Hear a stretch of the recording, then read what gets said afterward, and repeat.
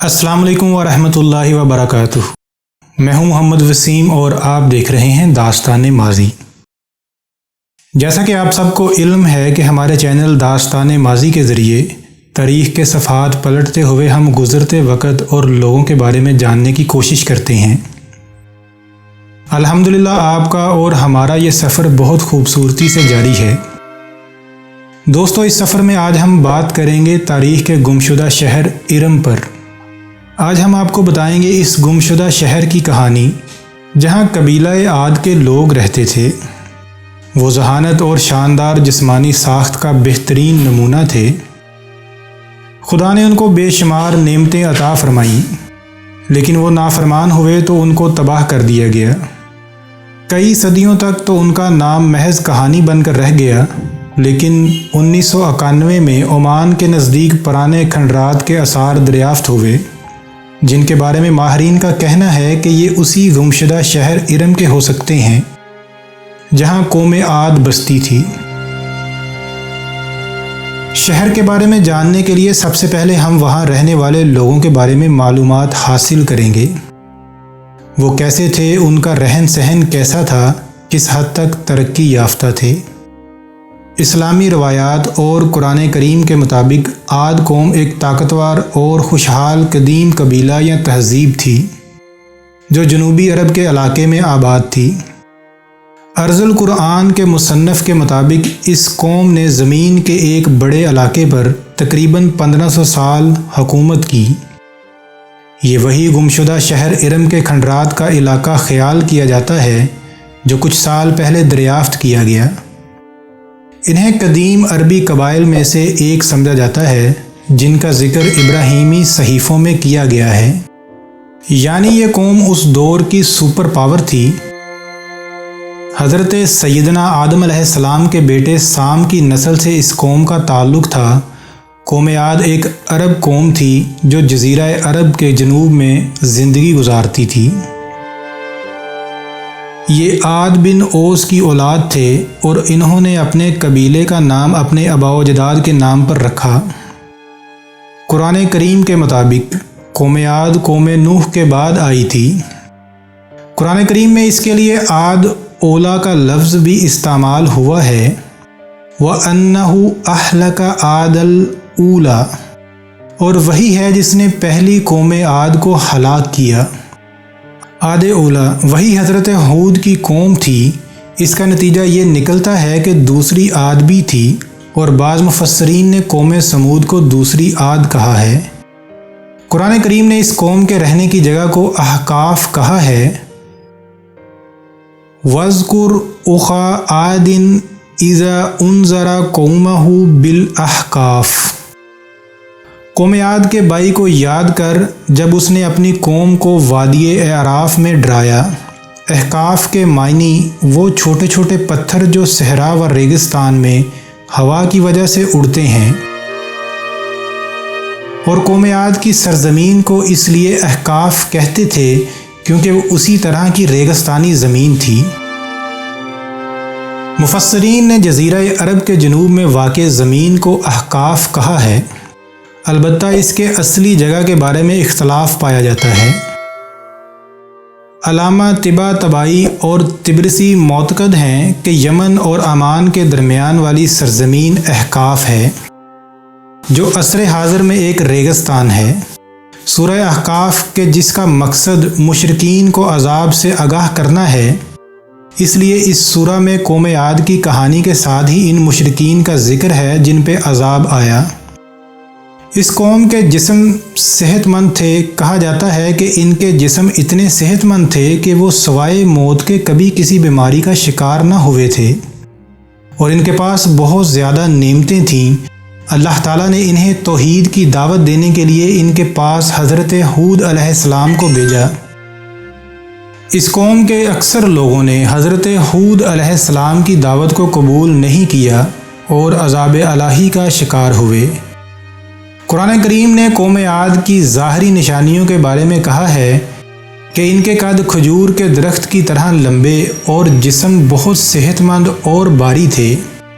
इमाम बाकर अलैहिस्सलाम ने अपनी हदीस में कौम आद के बारे में फ़रमाया है وہ کھجور کے درخت کی طرح اونچے قد کے مالک اور پہاڑیوں کو توڑ سکتے تھے۔ امام صادق علیہ السلام نے بھی ان کے قد کو کھجور کے درخت سے شباہت دی ہے۔ ایک اور ماخذ میں بھی کہا گیا ہے کہ ان کے قد بہت اونچے تھے۔ آج کے لوگ اپنی طاقت، دولت اور تعمیرات کے کام میں مہارت کے لیے مشہور تھے، لیکن وہ مغرور، نافرمان اور غیر اخلاقی کاموں میں ملوث ہو گئے۔ انہوں نے خدا کے رسولوں کی رہنمائی سے انکار کیا اور انہوں نے توبہ کی دعوت سے انکار کیا۔ بعض مفسرین کے عقیدے کے مطابق قوم عاد کے متعلق قرآن کی آیات کے ظاہر سے یہ نتیجہ نکال سکتے ہیں کہ اس قوم کی اپنی ایک تہذیب تھی اور ترقی یافتہ افراد تھے، اور اسی طرح ان کے شہر آباد اور ان کی زمینیں کھجور کے درختوں، باغوں سے بری ہوئی تھیں۔ سورہ فجر کی آیت نمبر 8 میں ان کے ایک شہر کے بارے میں آیا ہے، التی لم یخلق مثلھا فی البلاد، کسی سرزمین میں اس جیسا شہر نہیں بنایا گیا۔ قوم عاد کھجور کے درختوں کے مالک اور کھیتی باڑی کرنے والے تھے، اور انہوں نے اپنے لیے پتھروں سے مضبوط بڑے گھر بنائے ہوئے تھے۔ قوم عاد کے جس شہر کے کھنڈرات عمان میں دریافت ہوئے ہیں، انہیں تاریخ میں ارم شہر کہا گیا ہے۔ یہ شہر کئی سو سال میں تعمیر ہوا۔ اس وقت لوگوں کی اوسط عمر 8 اور 900 سال ہوا کرتی تھی۔ یہ شہر بہت خوبصورت تھا۔ اس کے مکانات کی تعمیر میں سونے چاندی کا استعمال کیا گیا۔ باغ بنائے گئے جن میں خود کار پانی پہنچانے کا انتظام تھا۔ رنگ رنگ کے پھول اور پھل وہاں دستیاب تھے۔ اسی لیے تو آج جب ہم ارم شہر کے کھنڈرات کو دیکھتے ہیں تو حیران رہ جاتے ہیں کہ اس وقت کے لوگ کتنے ترقی یافتہ تھے۔ قوم عاد متعدد خداؤں کی پرستش کرتے تھے۔ وہ عبادت کے لیے ہر جگہ پر اپنے الگ بت بنا لیتے تھے اور زمین کے نیچے پانی ذخیرہ کرنے کے لیے سرداب بناتے۔ سرداب اس جگہ کو کہتے ہیں جو کسی عمارت کے نیچے بنائی جاتی ہے اور اس میں پانی کو محفوظ کر لیا جاتا ہے تاکہ وہ ٹھنڈا رہے اور استعمال کے لیے موجود رہے۔ قوم عاد نے بھی اس امید پر سرداب بنائے کہ ہمیشہ اسی دنیا میں رہنا ہے۔ حضرت ہود علیہ السلام ان کی ہدایت کے لیے بھیجے گئے۔ قرآن نے ہود علیہ السلام کے لیے قوم عاد کے بائی کا لفظ استعمال کیا ہے۔ اس تعبیر کی وجہ یہ ہے کہ حضرت ہود علیہ السلام قوم عاد سے تھے۔ علامہ طباطبائی معتقد ہیں کہ ممکن ہے قوم عاد کے لیے حضرت ہود علیہ السلام کے علاوہ دوسرے پیغمبر بھی آئے ہوں، لیکن قرآن مجید میں اس کا کہیں ذکر نہیں ملتا۔ مفسرین کا یقین ہے کہ اس آیت وَاتَّبَعُوا أَمْرَ كُلِّ جَبَّارٍ عَنِيدٍ سے یہ نتیجہ نکالا جا سکتا ہے کہ قوم عاد 3 ناپسند خصوصیات کی حامل تھیں: آیت الہی کا انکار، پیغمبروں کی نافرمانی اور جابر حکمران کی اطاعت کرنا۔ وہ ہر جابر اور سخت گیر حکمران کی پیروی کرتے تھے اور ان کے فرمان پر عمل کرتے تھے، اور اسی چیز نے ان کو حضرت ہود علیہ السلام کی پیروی اور اطاعت سے روک لیا۔ اللہ تعالیٰ نے سورہ احقاف میں قوم عاد کا ذکر اس طرح سے کیا ہے، وَاتَّبِعُوا فِي هَٰذِهِ الدُّنْيَا لَعْنَةً وَيَوْمَ الْقِيَامَةِ، یعنی ان 3 بری خصلتوں کی وجہ سے اس دنیا اور قیامت میں لعنت ان کے شامل حال ہوئی اور خدا کی رحمت سے دور ہوئے۔ اس لعنت کے معنی وہی عذاب تھا جس نے ان کا اس قدر پیچھا کیا کہ آخر میں ان کو ہلاک کر دیا۔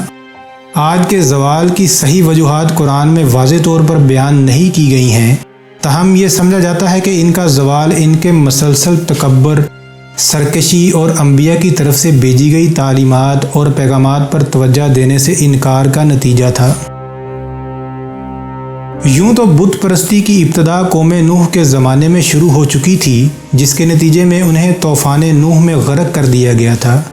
دنیا کا یہ عظیم ترین طوفان آنے والی نسلوں کے لیے عبرت تھا، مگر بعد میں آنے والی قوم بجائے عبرت پکڑتی مزید اضافے کے ساتھ گمراہیوں میں مبتلا ہو گئی تھی۔ قرآن کریم نے متعدد آیات کے ذیل میں حضرت ہود علیہ السلام اور قوم عاد کے درمیان کی گئی گفتگو کو نقل کیا ہے۔ قوم عاد کو خشک سالی کا سامنا ہوا اور کافی مدت تک بارش نہ آئی۔ حضرت ہود علیہ السلام نے ان کو وعدہ دیا کہ اگر توبہ کریں گے تو خشک سالی ختم ہو جائے گی اور بلکہ ان کو ملنے والی نعمتوں میں بھی اضافہ ہوگا۔ اس کے باوجود قوم عاد نے حضرت ہود علیہ السلام کی دعوت کو قبول نہ کیا۔ کہا جاتا ہے کہ عاد کے لوگوں نے دور سے آسمان پر ایک بڑا بادل دیکھا اور انہوں نے سمجھا کہ بارش آنے والی ہے، حالانکہ یہ عذاب والا بادل تھا۔ آخر 7 دن اور 7 رات مسلسل قوم عاد پر عذاب نازل ہوا۔ انصاف کا تقاضا تو یہ تھا کہ جو قوم برے کام کرے وہ تباہ ہو جائے، لیکن اللہ تعالیٰ اتنا رحیم و کریم ہے کہ انہیں بار بار موقع دیتا ہے کہ وہ اپنے اندر صدار پیدا کر لیں۔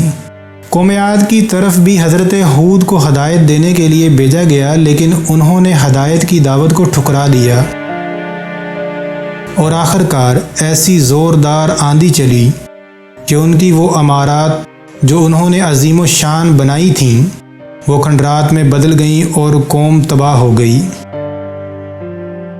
قوم عاد کی ہلاکت کے بعد حضرت ہود علیہ السلام دوسرے مومنوں کے ہمراہ اپنی سرزمین کو ترک کر کے مکہ چلے گئے۔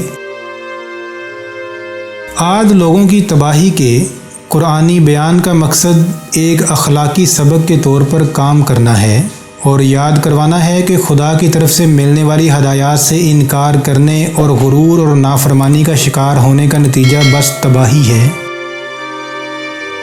یہ تھی دوستو ارم شہر کی داستان۔ امید کرتا ہوں یہ داستان آپ کو پسند آئی ہوگی۔ کیسی لگی یہ داستان کمنٹ میں لازمی بتائیے گا اور اس ویڈیو کو لائک اور شیئر کرنا مت بھولیے گا۔ ملتے ہیں اگلی ویڈیو میں۔ اللہ حافظ۔